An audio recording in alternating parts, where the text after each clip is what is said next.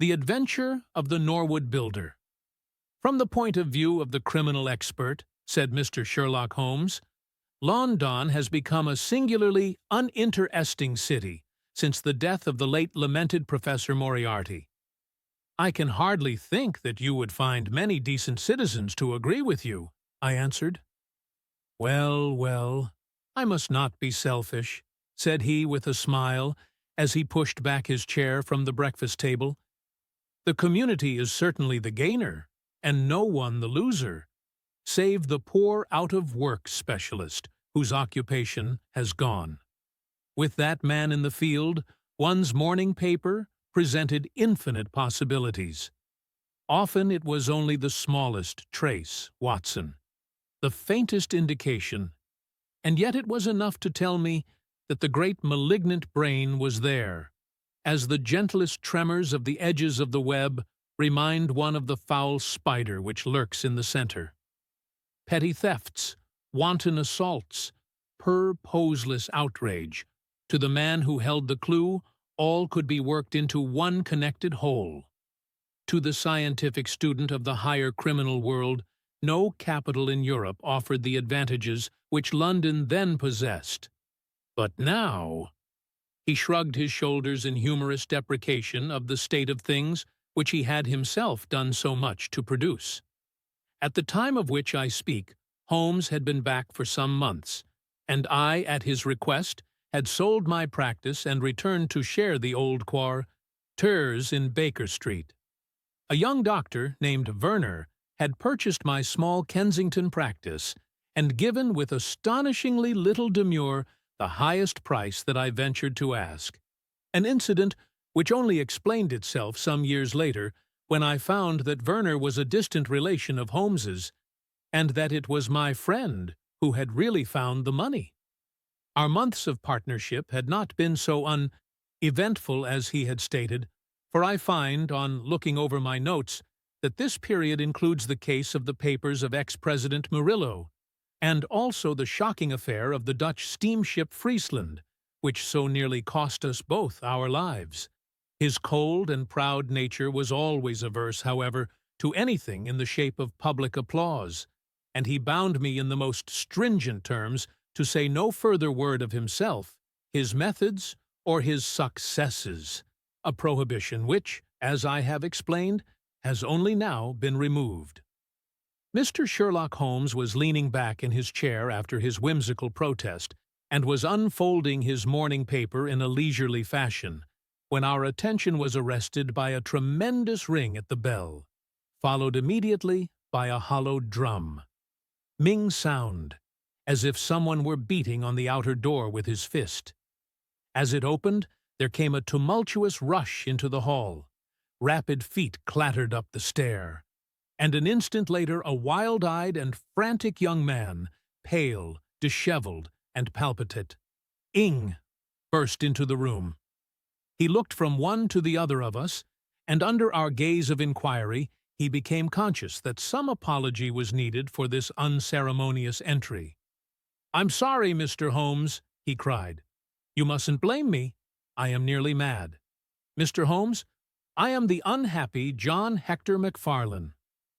He made the announcement as if the name alone would explain both his visit and its manner, but I could see by my companion's unresponsive face that it meant no more to him than to me. "Have a cigarette, Mr. McFarlane," said he, pushing his case across. "I am sure that with your symptoms, my friend Dr. Watson here would prescribe a sedative. The weather has been so very warm these last few days. Now, if you feel a little more composed, I should be glad if you would sit down in that chair and tell us very slowly and quietly who you are and what it is that you want. You mentioned your name as if I should recognize it, but I assure you that, beyond the obvious facts that you are a bachelor, a solicitor, a Freemason, and an asthmatic, I know nothing whatever about you." Familiar as I was with my friend's methods, it was not difficult for me to follow his deductions and to observe the untidiness of attire, the sheaf of legal papers, the watch charm, and the breathing which had prompted them.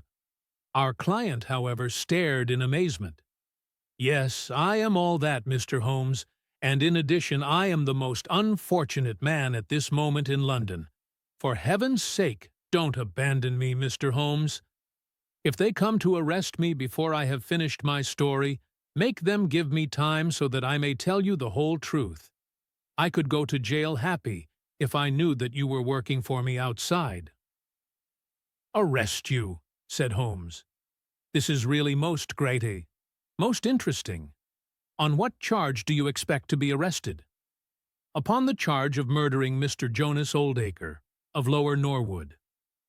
My companion's expressive face showed a sympathy, which was not, I am afraid, entirely unmixed with satisfaction. "Dear me," said he, "it was only this moment at breakfast that I was saying to my friend, Dr. Watson, that sensational cases had disappeared out of our papers." Our visitor stretched forward a quivering hand and picked up the Daily Telegraph, which still lay upon Holmes's knee. "If you had looked at it, sir, you would have seen at a glance what the errand is on which I have come to you this morning. I feel as if my name and my misfortune must be in every man's mouth." He turned it over to expose the central page. "Here it is, and with your permission, I will read it to you. Listen to this, Mr. Holmes. The headlines are: Mysterious Affair at Lower Norwood. Disappear ants of a well-known builder. Suspicion of murder and arson. A clue to the criminal." That is the clue which they are already following, Mr. Holmes, and I know that it leads infallibly to me. I have been followed from London Bridge Station, and I am sure that they are only waiting for the warrant to arrest me. It will break my mother's heart. It will break her heart." He wrung his hands in an agony of apprehension and swayed backwards and forwards in his chair. I looked with interest upon this man, who was accused of being the perpetrator of a crime of violence. He was flaxen-haired and handsome in a washed-out negative fashion, with frightened blue eyes and a clean-shaven face, with a weak, sensitive mouth. His age may have been about 27, his dress and bearing that of a gentleman. From the pocket of his light summer overcoat protruded the bundle of endorsed papers which proclaimed his profession. "We must use what time we have," said Holmes. "Watson, would you have the kindness to take the paper and to read me the paragraph in question?" Underneath the vigorous headlines which our client had quoted, I read the following suggestive narrative. "Late last night, or early this morning, an incident occurred at Lower Norwood, which points, it is feared, to a serious crime. Mr. Jonas Oldacre is a well-known resident of that suburb, where he has carried on his business as a builder for many years. Mr. Oldacre is a bachelor, 52 years of age, and lives in Deep Dean House, at the Sydenham end of the road of that name. He has had the reputation of being a man of eccentric habits, secretive and retiring. For some years he has practically withdrawn from the business, in which he is said to have amassed considerable wealth. A small timber yard still exists, however, at the back of the house, and last night, about 12 o'clock, an alarm was given that one of the stacks was on fire. The engines were soon upon the spot, but the dry wood burned with great fury, and it was impossible to arrest the conflagration till the stack had been entirely consumed. Up to this point, the incident bore the appearance of an ordinary accident, but fresh indications seemed to point to serious crime. Surprise was expressed at the absence of the master of the establishment from the scene of the fire, and an inquiry followed, which showed that he had disappeared from the house. An examination of his room revealed that the bed had not been slept in, that a safe which stood in it was open, that a number of important papers were scattered about the room, and, finally, that there were signs of a murderous struggle, slight traces of blood being found within the room, and an oaken walking stick, which also showed stains of blood upon the handle. It is known that Mr. Jonas Oldacre had received a late visitor in his bedroom upon that night, and the stick found has been identified as the property of this person, who is a young London solicitor named John Hector McFarlane, junior partner of Graham and McKee, Farlane of 426 Gresham Buildings, E.C. The police believe that they have evidence in their possession which supplies a very convincing motive for the crime, and altogether it cannot be doubted that sensational developments will follow. Later, it is rumored as we go to press that Mr. John Hector McFarlane has actually been arrested on the charge of the murder of Mr. Jonas Oldacre. It is at least certain that a warrant has been issued. There have been further and sinister developments in the investigation at Norwood. Besides the signs of a struggle in the room of the unfortunate builder, it is now known that the French windows of his bedroom, which is on the ground floor, were found to be open, that there were marks as if some bulky object had been dragged across to the woodpile, and, finally, it is asserted that charred remains have been found among the charcoal ashes of the fire.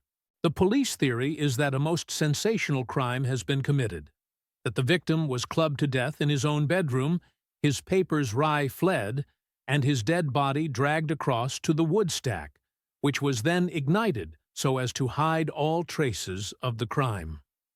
The conduct of the criminal investigation has been left in the experienced hands of Inspector Lestrade of Scotland Yard, who is following up the clues with his accustomed energy and sagacity. Sherlock Holmes listened with closed eyes and fingertips together to this remarkable account. "The case has certainly some points of interest," said he in his languid fashion. "May I ask, in the first place, Mr. McFarlane, how it is that you are still at liberty, since there appears to be enough evidence to justify your arrest?" "I live at Torrington Lodge, Blackheath, with my parents, Mr. Holmes. But last night, having to do business very late with Mr. Jonas Oldacre, I stayed at an hotel in Norwood, and came to my business from there. I knew nothing of this affair until I was in the train, when I read what you have just heard. I at once saw the horrible danger of my position, and I hurried to put the case into your hands. I have no doubt that I should have been arrested either at my city office or at my home. A man followed me from London Bridge Station, and I have no doubt— Great heaven! What is that?" It was a clang of the bell, followed instantly by heavy steps upon the stair. A moment later, our old friend Lestrade appeared in the doorway. Over his shoulder I caught a glimpse of one or two uniformed policemen outside. "Mr. John Hector McFarlane?" said Lestrade. Our unfortunate client rose with a ghastly face. "I arrest you for the wilful murder of Mr. Jonas Oldacre, of Lower Norwood." McFarlane turned to us with a gesture of despair and sank into his chair once more, like one who is crushed. "One moment, Lestrade," said Holmes. "Half an hour more or less can make no difference to you, and the gentleman was about to give us an account of this very interesting affair, which might aid us in clearing it up." "I think there will be no difficulty in clearing it up," said Lestrade grimly. "None the less, with your permission, I should be much interested to hear his account." "Well, Mr. Holmes, it is difficult for me to refuse you anything, for you have been of use to the force once or twice in the past, and we owe you a good turn at Scotland Yard," said Lestrade. "At the same time I must remain with my prisoner, and I am bound to warn him that anything he may say will appear in evidence against him." "I wish nothing better," said our client. "All I ask is that you should hear and recognize the absolute truth." Lestrade looked at his watch. "I'll give you half an hour," said he. "I must explain first," said McFarlane, "that I knew nothing of Mr. Jonas Oldacre. His name was familiar to me, for many years ago my parents were acquainted with him, but they drifted apart. I was very much surprised, therefore, when yesterday, about 3 o'clock in the afternoon, he walked into my office in the city. But I was still more astonished when he told me the object of his visit. He had in his hand several sheets of a notebook, covered with scribbled writing. Here they are, and he laid them on my table. "Here is my will," said he. "I want you, Mr. McFarlane, to cast it into proper legal shape. I will sit here while you do so." I set myself to copy it, and you can imagine my astonishment when I found that, with some reservations, he had left all his property to me. He was a strange little ferret-like man, with white eyelashes, and when I looked up at him, I found his keen gray eyes fixed upon me with an amused expression. I could hardly believe my own senses as I read the terms of the will, but he explained that he was a bachelor, with hardly any living relation, that he had known my parents in his youth, and that he had always heard of me as a very deserving young man, and was assured that his money would be in worthy hands. Of course, I could only stammer out my thanks. The will was duly finished, signed, and witnessed by my clerk. This is it on the blue paper, and these slips, as I have explained, are the rough draft. Mr. Jonas Oldacre then informed me that there were a number of documents, building leases, title deeds, mortgages, scrip, and so forth, which it was necessary that I should see and understand. He said that his mind would not be easy until the whole thing was settled, and he begged me to come out to his house at Norwood that night, bringing the will with me, and to arrange matters. Remember, my boy, not one word to your parents about the affair until everything is settled. We will keep it as a little surprise for them. He was very insistent upon this point, and made me promise it faithfully. You can imagine, Mr. Holmes, that I was not in a humor to refuse him anything that he might ask. He was my benefactor, and all my desire was to carry out his wishes in every particular. I sent a telegram home, therefore, to say that I had important business on hand, and that it was impossible for me to say how late I might be. Mr. Oldacre had told me that he would like me to have supper with him at 9, as he might not be home before that hour. I had some difficulty in finding his house, however, and it was nearly 1:30 before I reached it. I found him. "One moment," said Holmes. "Who opened the door?" "A middle-aged woman, who was, I suppose, his housekeeper." "And it was she, I presume, who mentioned your name?" "Exactly," said McFarlane. "Pray proceed." McFarlane wiped his damp brow, and then continued his narrative. "I was shown by this woman into a sitting-room where a frugal supper was laid out. Afterwards, Mr. Jonas Oldacre led me into his bedroom, in which there stood a heavy safe. This he opened and took out a mass of documents, which we went over together. It was between 11 and 12 when we finished. He remarked that we must not disturb the housekeeper. He showed me out through his own French window, which had been open all this time. "Was the blind down?" asked Holmes. "I will not be sure, but I believe that it was only half down. Yes, I remember how he pulled it up in order to swing open the window. I could not find my stick, and he said, 'Never mind, my boy. I shall see a good deal of you now, I hope, and I will keep your stick until you come back to claim it.' I left him there, the safe open, and the papers made up in packets upon the table. It was so late that I could not get back to Blackheath, so I spent the night at the Annerley Arms, and I knew nothing more until I read of this horrible affair in the morning." "Anything more that you would like to ask, Mr. Holmes?" said Lestrade, whose eyebrows had gone up once or twice during this remarkable explanation. "Not until I have been to Blackheath." "You mean to Norwood?" said Lestrade. "Oh, yes. No doubt that is what I must have meant," said Holmes, with his enigmatical smile. Lestrade had learned by more experiences then he would care to acknowledge that that razor-like brain could cut through that which was impenetrable to him. I saw him look curiously at my companion. "I think I should like to have a word with you presently, Mr. Sherlock Holmes," said he. "Now, Mr. McFarlane, 2 of my constables are at the door, and there is a 4-wheeler waiting." The wretched young man arose, and with a last beseeching glance at us, walked from the room. The officers conducted him to the cab, but Lestrade remained. Holmes had picked up the pages which formed the rough draft of the will, and was looking at them with the keenest interest upon his face. "There are some points about that document, Lestrade, are there not?" said he, pushing them over. The official looked at them with a puzzled expression. "I can read the first few lines, and these in the middle of the second page, and 1 or 2 at the end. Those are as clear as print," said he.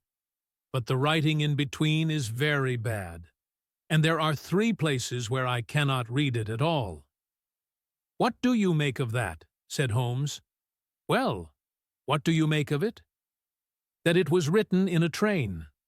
The good writing represents stations, the bad writing movement, and the very bad writing passing over points.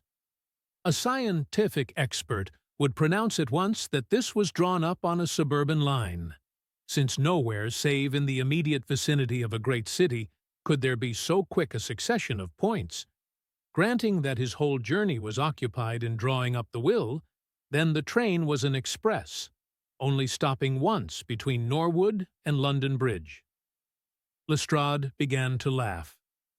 "You are too many for me when you begin to get on your theories, Mr. Holmes," said he. "How does this bear on the case?" "Well, it corroborates the young man's story to the extent that the will was drawn up by Jonas Oldacre in his journey yesterday. It is curious, is it not, that a man should draw up so important a document in so haphazard a fashion. It suggests that he did not think it was going to be of much practical importance. If a man drew up a will which he did not intend ever to be effective, he might do it so." "Well, he drew up his own death warrant at the same time," said Lestrade. "Oh, you think so? Don't you?" "Well, it is quite possible, but the case is not clear to me yet." "Not clear? Well, if that isn't clear, what could be clear? Here is a young man who learns suddenly that if a certain older man dies, he will succeed to a fortune. What does he do? He says nothing to any one, but he arranges that he shall go out on some pretext to see his client that night. He waits until the only other person in the house is in bed, and then, in the solitude of a man's room, he murders him, burns his body in the woodpile, and departs to a neighboring hotel. The bloodstains in the room and also on the stick are very slight. It is probable that he imagined his crime to be a bloodless one, and hoped that if the body were consumed, it would hide all traces of the method of his death, traces which for some reason must have pointed to him. Is all this not obvious?" "It strikes me, my good Lestrade, as being just a trifle too obvious," said Holmes. "You do not add imagination to your other great qualities, but if you could for one moment put yourself in the place of this young man, would you choose the very night after the will had been made to commit your crime? Would it not seem dangerous to you to make so very close a relation between the 2 incidents? Again, would you choose an occasion when you are known to be in the house, when a servant has let you in? And finally, would you take the great pains to conceal the body and yet leave your own stick as a sign that you were the criminal?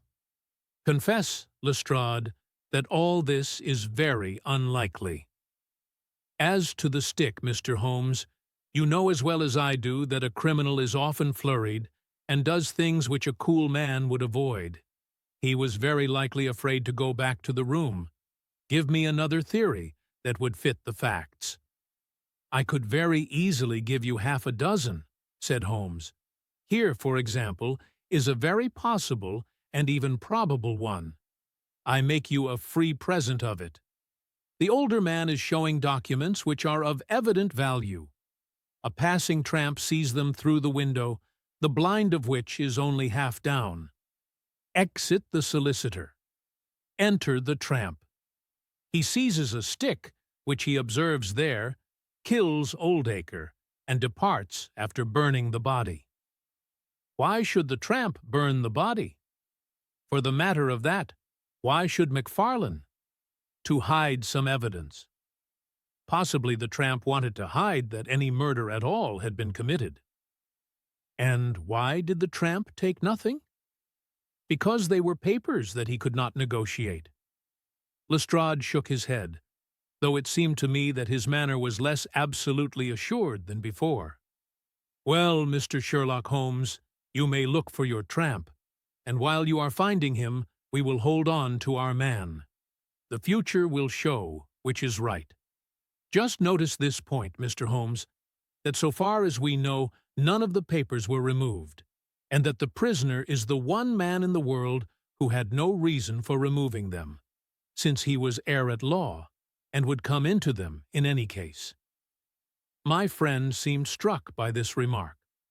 "I don't mean to deny that the evidence is in some ways very strongly in favor of your theory," said he. "I only wish to point out that there are other theories possible. As you say, the future will decide. Good morning. I dare say that in the course of the day I shall drop in at Norwood and see how you are getting on."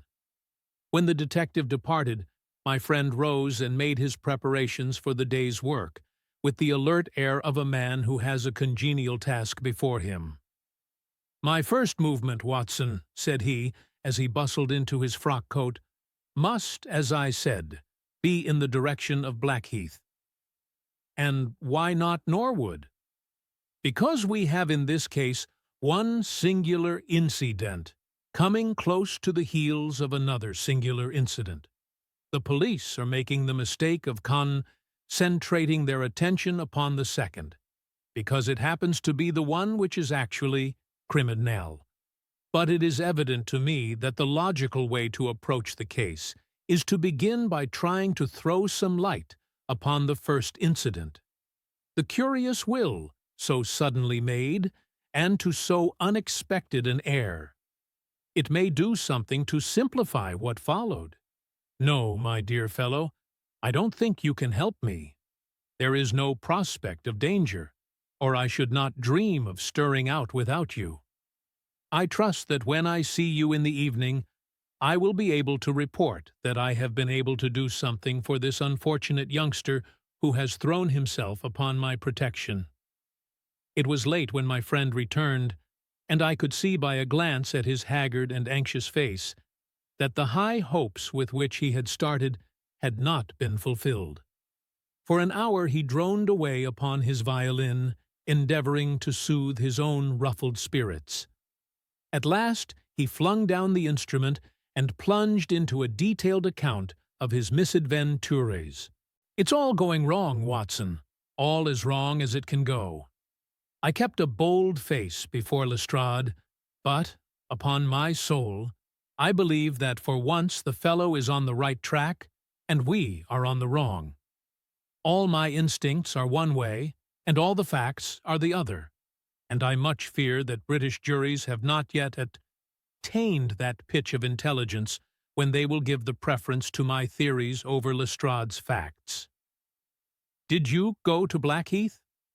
"Yes, Watson, I went there, and I found very quickly that the late lamented Oldacre was a pretty considerable blackguard. The father was away in search of his son.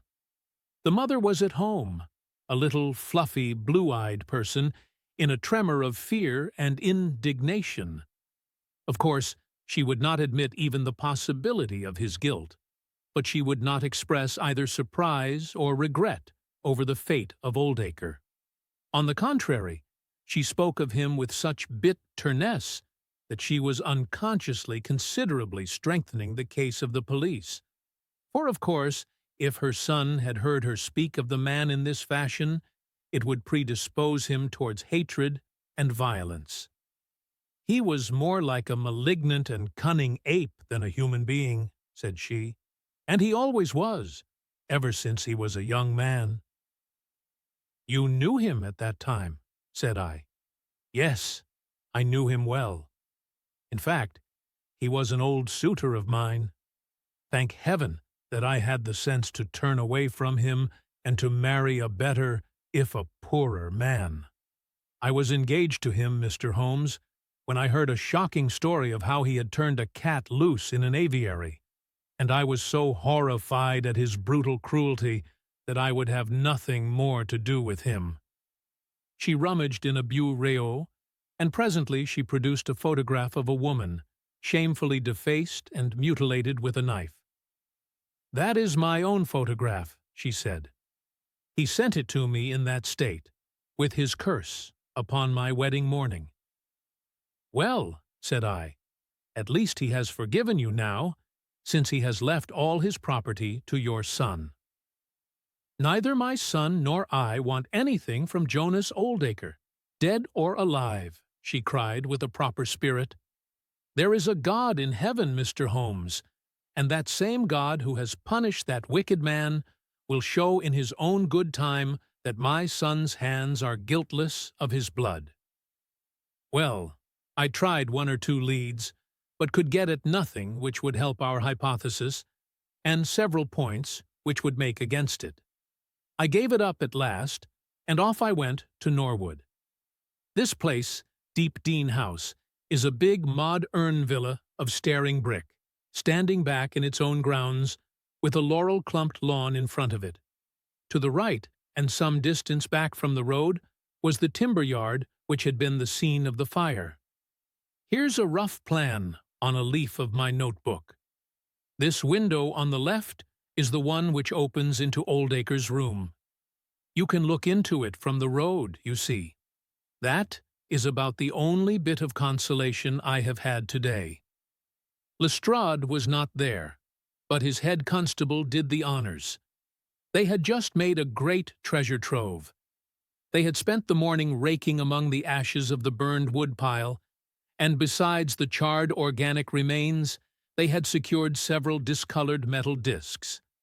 I examined them with care, and there was no doubt that they were trouser buttons. I even distinguished that one of them was marked with the name of Hyams, who was Oldacre's tailor. I then worked the lawn very carefully for signs and traces, but this drought has made everything as hard as iron. Nothing was to be seen save that some body or bundle had been dragged through a low privet hedge, which is in a line with the wood pile. All that, of course, fits in with the official theory. I crawled about the lawn with an August sun on my back, but I got up at the end of an hour no wiser than before. Well, after this fiasco, I went into the bedroom and examined that also. The bloodstains were very slight, mere smears and discolorations, but undoubtedly fresh. The stick had been removed, but there also the marks were slight. There is no doubt about the stick belonging to our client. He admits it. Footmarks of both men could be made out on the carpet, but none of any third person, which again is a trick for the other side. They were piling up their score all the time, and we were at a standstill. Only one little gleam of hope did I get, and yet it amounted to nothing. I examined the contents of the safe, most of which had been taken out and left on the table. The papers had been made up into sealed envelopes, 1 or 2 of which had been opened by the police. They were not, so far as I could judge, of any great value, nor did the bank book show that Mr. Oldacre was in such very affluent circumstances. But it seemed to me that all the papers were not there. There were allusions to some deeds, possibly the more valuable, which I could not find. This, of course, if we could innately prove it, would turn Lestrade's argument against himself. For who would steal a thing if he knew that he would shortly inherit it? Finally, Having drawn every other cover and picked up no scent, I tried my luck with the housekeeper. Mrs. Lexington is her name, a little dark, silent person, with suspicious and sidelong eyes. She could tell us something if she would. I am convinced of it. But she was as close as wax. Yes, she had let Mr. McFarlane in at 9:30. She wished her hand had withered before she had done so. She had gone to bed at 10:30. Her room was at the other end of the house, and she could hear nothing of what passed. Mr. McFarlane had left his hat, and to the best of her belief, his stick, in the hall. She had been awakened by the alarm of fire. Her poor dear master had certainly been murdered. Had he any enemies? Well, every man had enemies, but Mr. Oldacre kept himself very much to himself, and only met people in the way of business. She had seen the buttons, and was sure that they belonged to the clothes which he had worn last night. The woodpile was very dry, for it had not rained for a month. It burned like tinder, and by the time she reached the spot, nothing could be seen but flames. She and all the firemen smelled the burned flesh from inside it. She knew nothing of the papers, nor of Mr. Oldacre's private affairs. So, my dear Watson, there's my report of a failure. And yet, he clenched his thin hands in a paroxysm of conviction. I know it's all wrong. I feel it in my bones. There is something that has not come out, and that housekeeper knows it. There was a sort of sulky defiance in her eyes, which only goes with guilty knowledge. However, there's no good talking any more about it, Watson. But unless some lucky chance comes our way, I fear that the Norwood disappearance case will not figure in that chronicle of our successes, which I foresee that a patient public will sooner or later have to endure. Surely, said I, the man's appearance would go far with any jury. That is a dangerous argument, my dear Watson. You remember that terrible murderer, Bert Stevens, who wanted us to get him off in '87?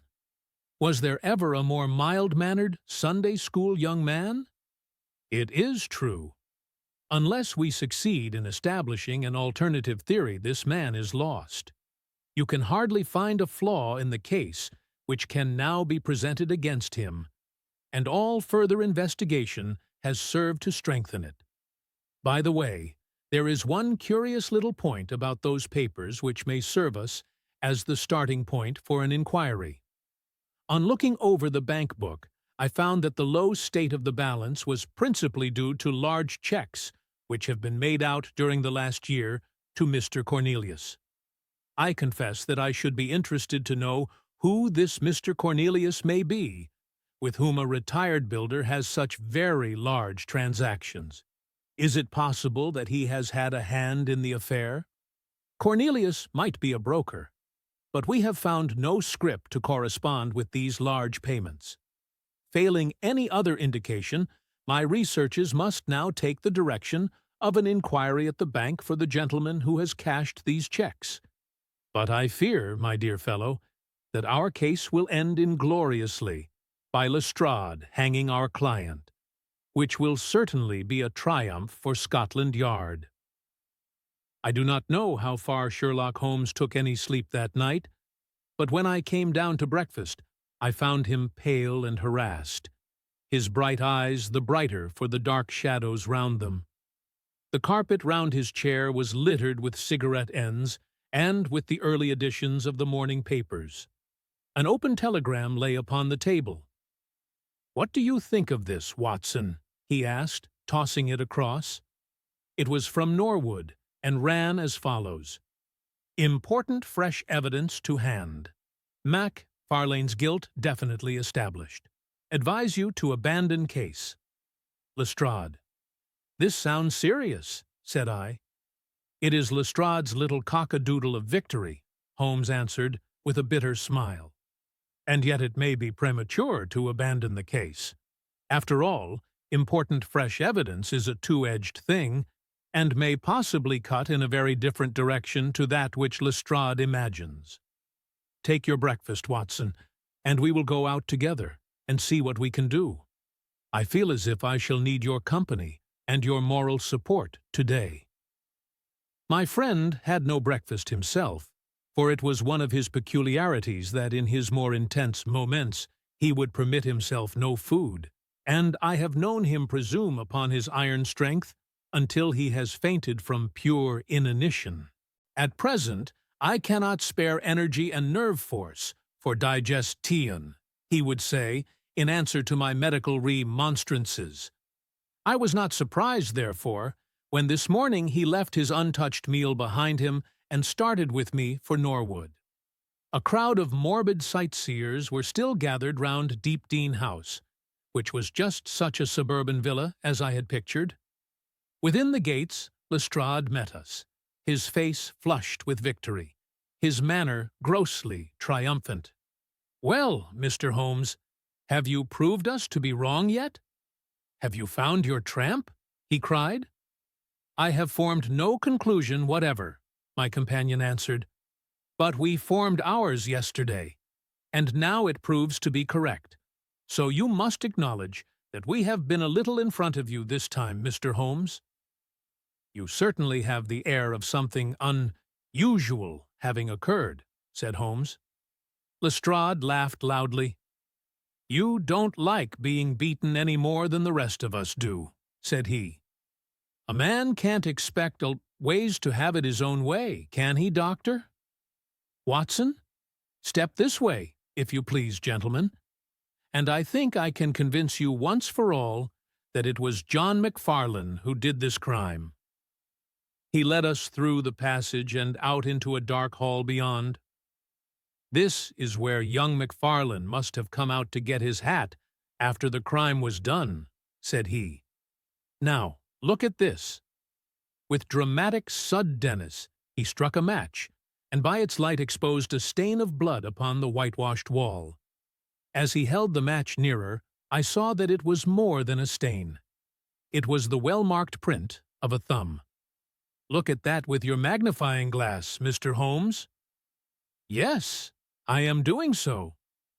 "You are aware that no two thumb marks are alike?" "I have heard something of the kind." "Well, then, will you please compare that print with this wax impression of young McFarlane's right thumb, taken by my orders this morning?" As he held the waxen print close to the blood stain, it did not take a magnifying glass to see that the two were undoubtedly from the same thumb. It was evident to me that our unfortunate client was lost. "That is final," said Lestrade. "Yes, that is final," I involuntarily echoed. "It is final," said Holmes. Something in his tone caught my ear, and I turned to look at him. An extraordinary change had come over his face. It was writhing with inward merriment. His two eyes were shining like stars. It seemed to me that he was making desperate efforts to restrain a convulsive attack of laughter. Dear me," he said at last. "Well, now, who would have thought it? And how deceptive appearances may be, to be sure. Such a nice young man to look at. It is a lesson to us not to trust our own judgment, is it not, Lestrade?" "Yes, some of us are a little too much inclined to be cocksure, Mr. Holmes," said Lestrade. The man's insolence was maddening, but we could not resent it. What a providential thing that this young man should press his right thumb against the wall in taking his hat from the peg. Such a very natural action, too, if you come to think of it. Holmes was outwardly calm, but his whole body gave a wriggle of suppressed excitement as he spoke. "By the way, Lestrade, who made this remarkable discovery?" "It was the housekeeper, Mrs. Lexington, who drew the night constable's attention to it."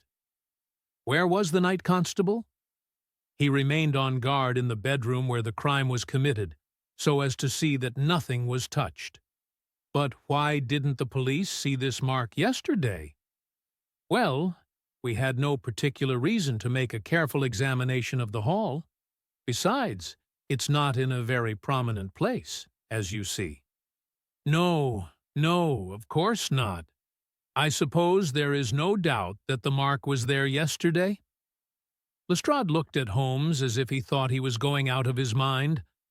I confess that I was myself surprised, both at his hilarious manner and at his rather wild observation. I don't know whether you think that McFarlane came out of jail in the dead of the night in order to strengthen the evidence against himself, said Lestrade.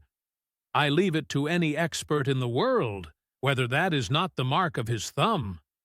It is unquestionably the mark of his thumb.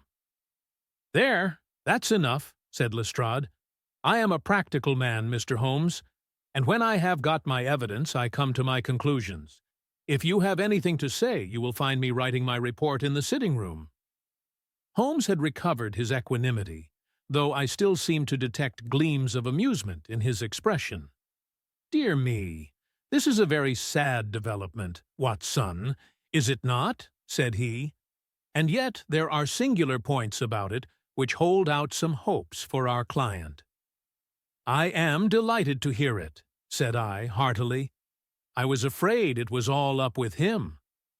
I would hardly go so far as to say that, my dear Watson. The fact is that there is one really serious flaw in this evidence to which our friend attaches so much importance. Indeed, Holmes, what is it? Only this, that I know that that mark was not there when I examined the hall yesterday. And now, Watson, let us have a little stroll round in the sunshine. With a confused brain, but with a heart into which some warmth of hope was returning, I accompanied my friend in a walk round the garden. Holmes took each face of the house in turn and examined it with great interest. He then led the way inside and went over the whole building from basement to attics. Most of the rooms were unfurnished, but nonetheless Holmes inspected them all minutely.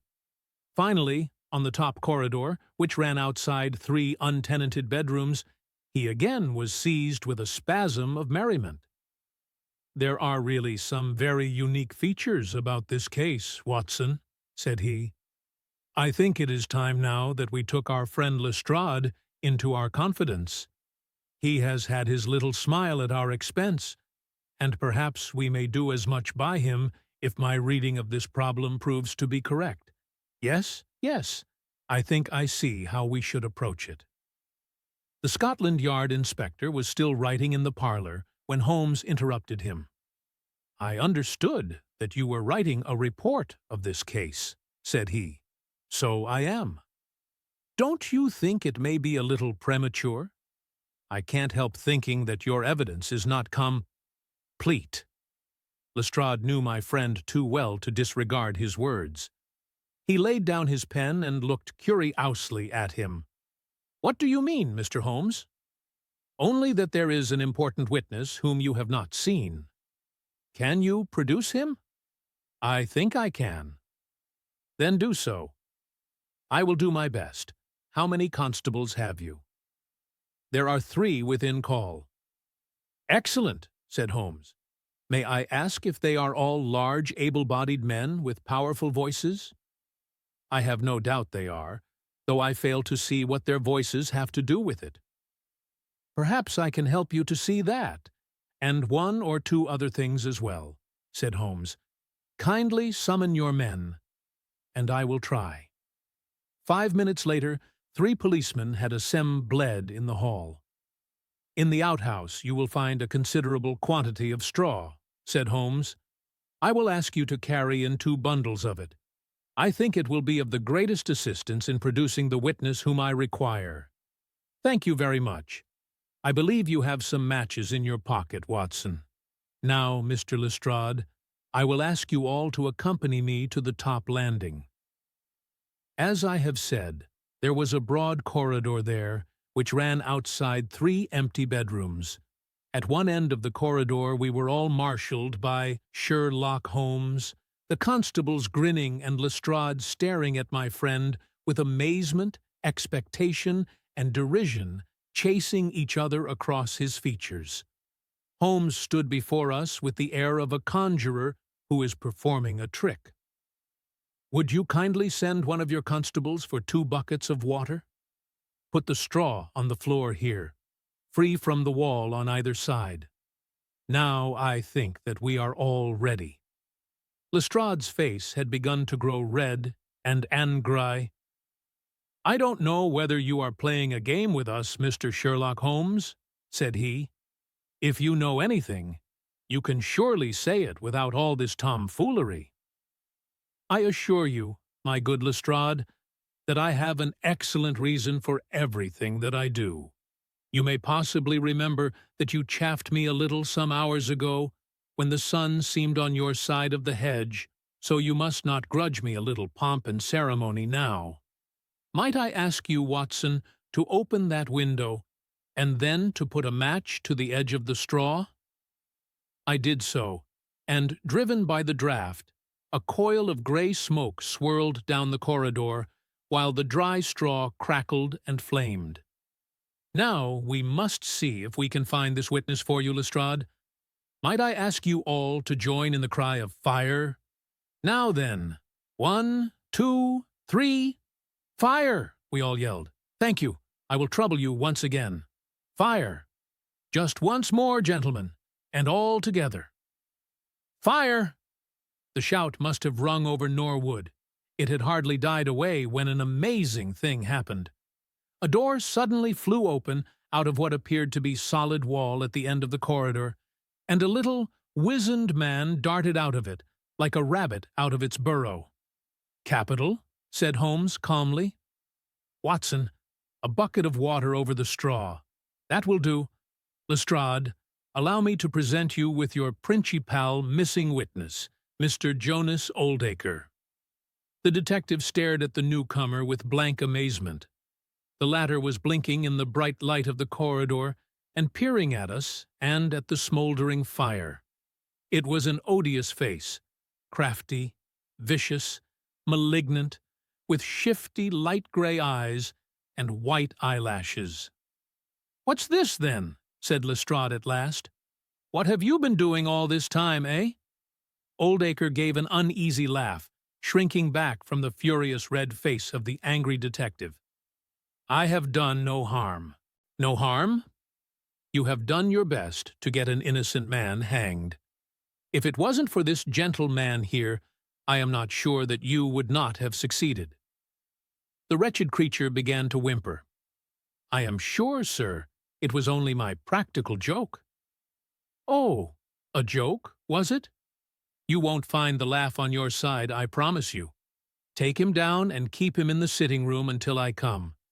Mr. Holmes," he continued when they had gone, "I could not speak before the constables, but I don't mind saying, in the presence of Dr. Watson, that this is the brightest thing that you have done yet, though it is a mystery to me how you did it. You have saved an innocent man's life, and you have prevented a very grave scandal, which would have ruined my reputation in the force." Holmes smiled and clapped Lestrade upon the shoulder. "Instead of being ruined, my good sir, you will find that your reputation has been enormously enhanced. Just make a few alterations in that report which you were writing, and they will understand how hard it is to throw dust in the eyes of Inspector Lestrade. And you don't want your name to appear? Not at all. The work is its own reward. Perhaps I shall get the credit also at some distant day when I permit my zealous historian to lay out his fool's cap once more. Eh, Watson? Well, now let us see where this rat has been lurking." A lath and plaster partition had been run across the passage 6 feet from the end, with a door cunningly concealed in it. It was lit within by slits under the eaves. A few articles of furniture and a supply of food and water were within, together with a number of books and papers. "There's the advantage of being a builder," said Holmes as we came out. "He was able to fix up his own little hiding place without any confederate, save, of course, that precious housekeeper of his, whom I should lose no time in adding to your bag, Lestrade. I'll take your advice, but how did you know of this place, Mr. Holmes?" I made up my mind that the fellow was hiding in the house. When I paced one corridor and found it 6 feet shorter than the corresponding one below, it was pretty clear where he was. I thought he had not the nerve to lie quiet before an alarm of fire. We could, of course, have gone in and taken him, but it amused me to make him reveal himself. Besides, I owed you a little mystification, Lestrade, for your chaff in the morning. Well, sir, you certainly got equal with me on that. But how in the world did you know that he was in the house at all? The thumb mark, Lestrade. You said it was final, and so it was, in a very different sense. I knew it had not been there the day before. I pay a good deal of attention to matters of detail, as you may have observed, and I had examined the hall and was sure that the wall was clear. Therefore, it had been put on during the night. But how? Very simply. When those packets were sealed up, Jonas Oldacre got McFarlane to secure one of the seals by putting his thumb upon the soft wax. It would be done so quickly and so naturally that I dare say the young man himself has no recollection of it. Very likely it just so happened, and Oldacre had himself no notion of the use he would put it to. Brooding over the case in that den of his, it suddenly struck him what absolutely damning evidence he could make against McFarlane by using that thumb mark. It was the simplest thing in the world for him to take a wax impression from the seal, to moisten it in as much blood as he could get from a pinprick, and to put the mark upon the wall during the night, either with his own hand or with that of his housekeeper. If you examine among those documents which he took with him into his retreat, I will lay you a wager that you find the seal with the thumb mark upon it. Wonderful, said Lestrade. Wonderful. It's all as clear as crystal, as you put it. But what is the object of this deep deception, Mr. Holmes? It was amusing to me to see how the detective's overbearing manner had changed suddenly to that of a child asking questions of its teacher. Well, I don't think that is very hard to explain. A very deep, malicious, vindictive person is the gentleman who is now awaiting us downstairs. You know that he was once refused by McFarlane's mother? You don't. I told you that you should go to Blackheath first, and Norwood afterwards. Well, this injury, as he would consider it, has ran cold in his wicked, scheming brain, and all his life he has longed for vengeance, but never seen his chance. During the last year or two, things have gone against him. Secret speculation, I think, and he finds himself in a bad way. He determines to swindle his creditors, and for this purpose he pays large checks to a certain Mr. Cornelius, who is, I imagine, himself under another name. I have not traced these checks yet, but I have no doubt that they were banked under that name at some provincial town, where Oldacre from time to time led a double existence. He intended to change his name altogether, draw this money, and vanish, starting life again elsewhere. Well, that's likely enough. It would strike him that in disappearing he might throw all pursuit off his track, and at the same time have an ample and crushing revenge upon his old sweetheart, if he could give the impression that he had been murdered by her only child. It was a masterpiece of villainy, and he carried it out like a master. The idea of the will, which would give an obvious motive for the crime, the secret visit unknown to his own parents, the retention of the stick, the blood, and the animal remains and buttons in the woodpile, all were admirable. It was a net from which it seemed to me a few hours ago that there was no possible escape. But he had not that supreme gift of the artist, the knowledge of when to stop. He wished to improve that which was already perfect, to draw the rope tighter yet round the neck of his unfortunate victim. And so he ruined all. Let us descend, Lestrade. There are just 1 or 2 questions that I would ask him. The malignant creature was seated in his own parlor, with a policeman upon each side of him. It was a joke, my good sir.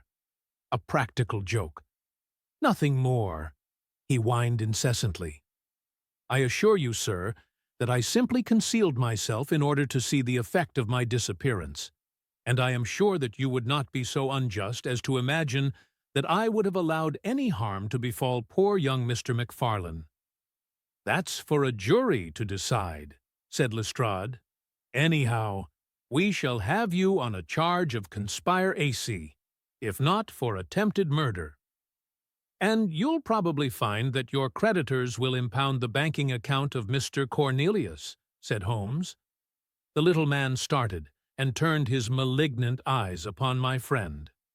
I have to thank you for a good deal, said he. Perhaps I'll pay my debt some day. Holmes smiled indulgently. I fancy that for some few years you will find your time very fully occupied, said he. By the way, what was it you put into the woodpile besides your old trousers? A dead dog, or rabbits, or what? You won't tell? Dear me, how very unkind of you. Well, well, I dare say that a couple of rabbits would account both for the blood and for the charred ashes. If ever you write an account, Watson, you can make rabbits serve your turn.